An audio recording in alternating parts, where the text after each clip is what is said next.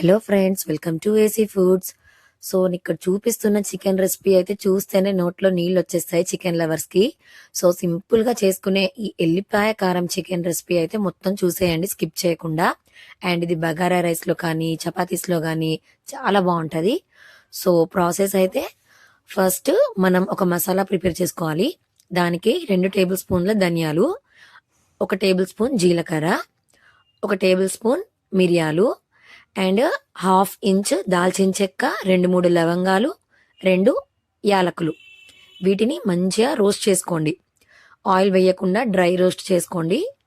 So సిమ్లో మంటని SIM to మీడియంలో పెట్టేసుకొని మంచిగా రోస్ట్ చేసేసుకొని అది చల్లారిన తర్వాత మిక్సీ జార్లో వేసుకోండి.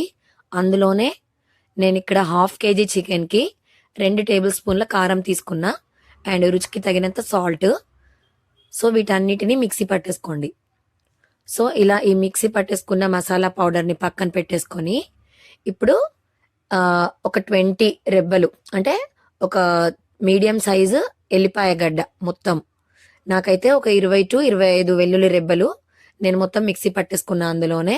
సో అది పక్కన పెట్టేసుకొని ఇప్పుడు ఇంకో ప్యాన్లో 2-3 టేబుల్ స్పూన్ల ఆయిల్ వేసుకొని షాజీరా, 2 లవంగాలు, ఒక దాల్చిన చెక్క, బగారా ఆకు, ఇలాచీలు, మీకు కుదిరితే స్టోన్ ఫ్లవర్ అంటాం కదా బండ పువ్వు, అది వేసుకోండి. చికెన్లో అది ఎప్పుడైనా బాగుంటుంది బండ ఫ్లవర్. నేను ఇక్కడ వేసుకోలేదు, మర్చిపోయినా. సో అవన్నీ వేగిన తర్వాత పెద్ద సైజు ఆనియన్ ఒకటి పొడుగ్గా కట్ చేసుకొని మంచిగా బ్రౌన్ అయ్యేదాకా ఫ్రై చేసుకొని అందులో మనం వాష్ చేసి పెట్టుకున్న హాఫ్ కేజీ చికెన్ని వేసుకొని కలిపేసుకోవాలి.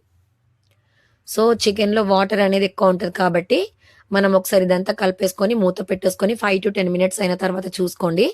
ఇలా వాటర్ మొత్తం కొంచెం ఇంకిపోయిన తర్వాత మనం ముందుగానే ప్రిపేర్ చేసి పెట్టుకున్నాం కదా ఎల్లిపాయ కారాన్ని, అది వేసుకొని మంచిగా చికెన్ ముక్కలకి మొత్తం పట్టేలాగా కలుపుకోండి.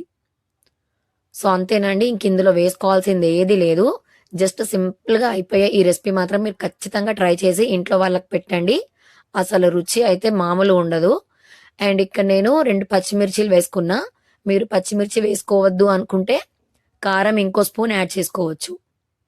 సో ఇలా మనం మధ్య మధ్యలో కలుపుకుంటూ వాటర్ మొత్తం ఎవాపరేట్ అయిపోయేదాకా చూడండి ఎంత బాగుందో. చూస్తేనే నోరు ఊరిపోతుంది. చికెన్ లవర్స్ అందరికీ ఇది పెద్ద పండలా ఉంటుంది టేస్ట్ మాత్రం.